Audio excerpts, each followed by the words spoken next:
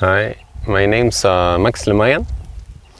I am from Sweden, but also active in Kenya. And this is my farm in Kenya, where we practice agroforestry in permaculture design. And behind me is one of our shambas, where we are doing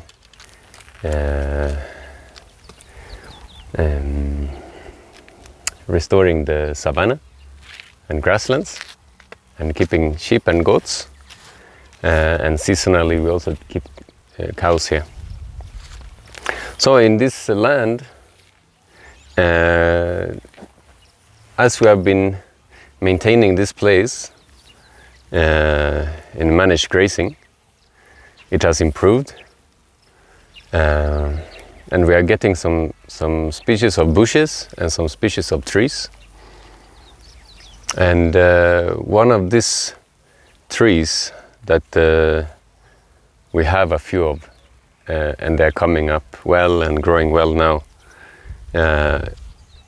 is this tree, or bush, I would say. And I wanted to share a bit of the experience with it. Now we have had it some time. Like this place we fenced 2017, now it's 2024. So we have some years. And this tree is called lokii. I do not know the name botanically by heart, but I will put it in the description of this video. So this lokii, it has some benefit for us. Number one, we keep goats here, and the goat, they feed on this grass. It's very nice to keep goats because they don't finish the grass. Actually, it's a nice thing. But they cannot survive on grass alone, but they also survive on leaves and pods. So this one is a food for them that they do eat. And you can see it on this tree, on where the tree is tall, or the bush is tall. There's a very big, there are big leaves, and it doesn't have a lot of thorns. So when it's not disturbed, it has a lot of bigger leaves and smaller thorns. But in the downside, the leaves are very small, and the thorns are left. So here the goats are grazing, and the good thing with this tree is the goats will never really finish 100%, at least in this shamba. So the tree still survives. But what happens is it gets a pruning down, and then it pushes this bush to go up. So that's an advantage for us. If we would do some pruning and remove some branches, we'll see if I can cut something.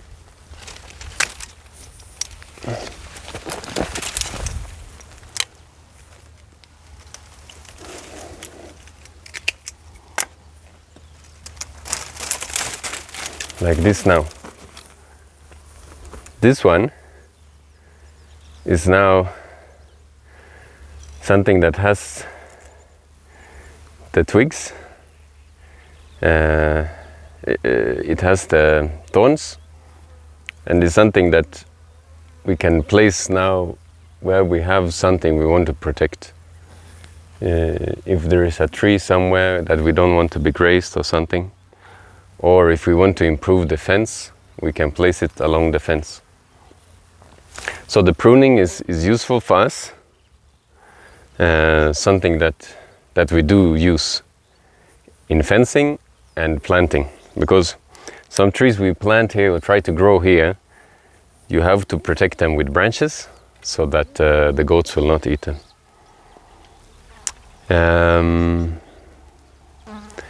And then I've seen it makes a very nice plant or bush to have growing in the fence line, because if it can be like this one, it is an evergreen, and it grows well and it catches well with the fence, it now improves the security for the fence.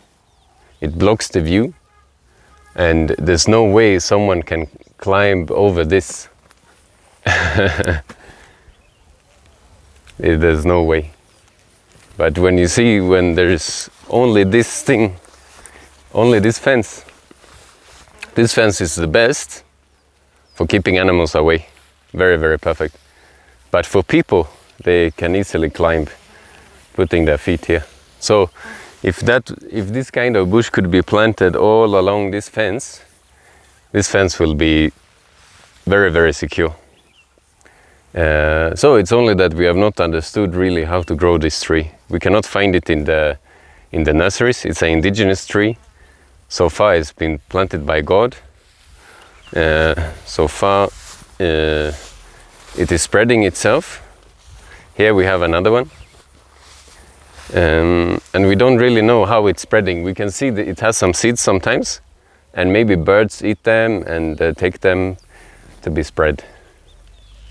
So those are the things we have learned. And then for the musho, for the termites, they are not eating this tree.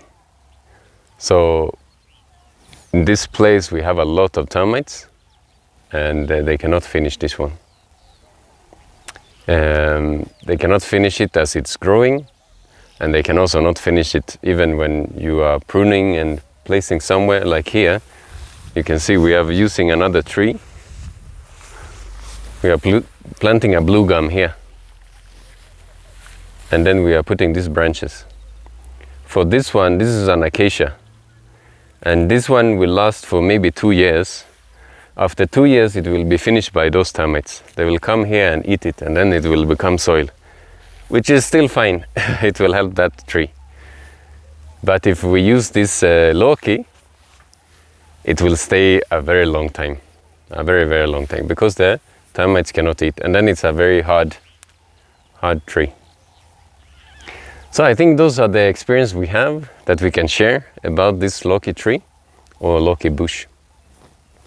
There are so many other things we are doing here in this farm. I'm also sometimes visiting, learning from other farms. So feel free to explore my YouTube channel. Look in the content that is there. Please subscribe if you like these things. More content like this will come. And also please comment if you know other things is useful for this tree or this bush. Please put it in the comment. Maybe you have this one growing wild in your place, in your farm. Yeah, so please comment. Thank you. Hope